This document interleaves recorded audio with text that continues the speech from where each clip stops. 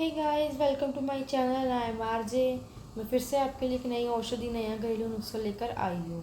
जी हाँ, आज एक ऐसा फ्रूट के बारे में आपको मैं बताने जा रही हूँ कि जिसके बारे में हम आपको पता तो है, बट आप ये नहीं जानते कि उसके क्या क्या हानि का प्रभाव है और कैसे कैसे हम उसका प्रयोग कर सकते हैं।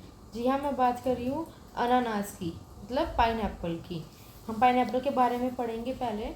भारत में जुलाई से नवंबर के मध्य अनानास काफ़ी मात्रा में मिलता है। अनानास मूलतः ब्राज़ील का फल है, जो प्रसिद्ध नाविक कोलंबस अपने साथ यूरोप लेकर आया था। भारत में इस फल को पुर्तगाली लेकर आए थे। अनानास के पेड़ के पत्ते केवड़े के पत्ते के समान होते हैं। यह पेड़ अधिकतर खेतों या सड़कों को एक और उगता है। अनानास के पेड़ के मध्य भाग में फल लगते हैं। इस वृक्ष पर कांटे होते हैं। अनानास की डालियां काटकर बो देने से उग जाती हैं। अनानास का रंग कुछ कुछ पीला और लाल होता है। इसका मुरब्बा बनाया जाता है। अनानास का फल बहुत ही स्वादिष्ट होता है। इसके बीज का भाग हानिकारक होता है, इसलिए उस खाते समय निकाल देना चाहिए। यदि भूल से उसे खाने में आ गया तो तुरंत प्याज, दही और शक्कर खाना चाहिए। उपवास के समय अनानास का उपयोग नहीं करना चाहिए, इससे यह विष के जैसा असर करता है। गर्भवती स्त्रियों के लिए तो अनानास हानिकारक होता है। अनानास का रस पित्तनाशक, कर्मनाशक एवं हृदय के लिए हितकारी होता है। इसके अतिरिक्त अनानास पेट के रोग, प्लीहा वृद्धि तथा पीलिया आदि रोगों को मिटाता है। अनानास में जीरा, नमक और चीनी डालकर खाने से रुचिपूर्ण लगता है। अनानास का बाहरी छिलका और भीतरी बीज निकालकर शेष भाग के टुकड़ों करने के रस पीना चाहिए।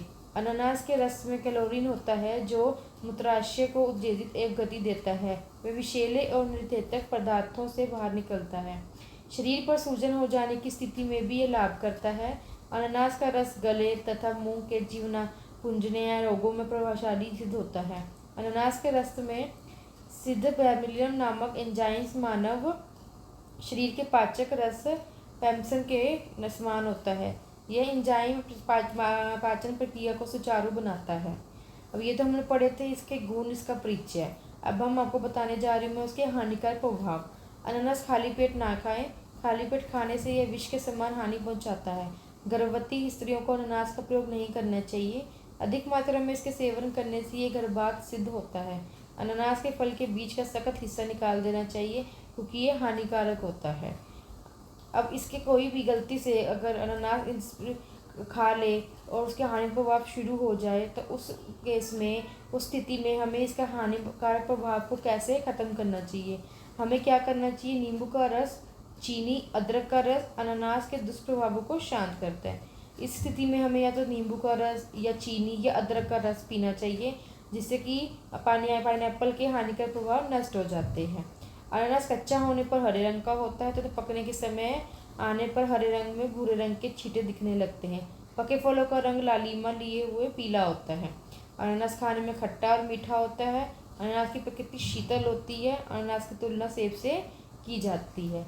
जी हाँ, अब ये मैंने आपको बारे में किसके बारे में बताया? अनानास के, पाइनएप्पल के बारे में। पाइनएप्पल कहाँ से आया है, कैसे कैसे इसका हुआ और उगता है, कहाँ कहाँ इसके पाया जाता है, और उसके गुण क्या है, किस किस रोगों में, किस किस चीज़ में अनानास का हम प्रयोग कर सकते हैं, और उसके हानि प्रभावों का क्या है, किस स्थिति में हमें पाइनएप्पल नहीं खाना चाहिए, और अगर हम खा भी लें तो उस प्रभाव को नष्ट करने के लिए हमें क्या क्या करना चाहिए। तो ये थे आज हमारी नई एक औषधि और अनानास। जी हाँ, अब मैं कल मिलेंगे फिर से एक नई औषधि के साथ, एक नए घरेलू नुस्खे के साथ, एक नए उपचार के साथ। आपको ये वीडियो अच्छी लगी हो तो please like, subscribe and share जरूर कीजिएगा। धन्यवाद।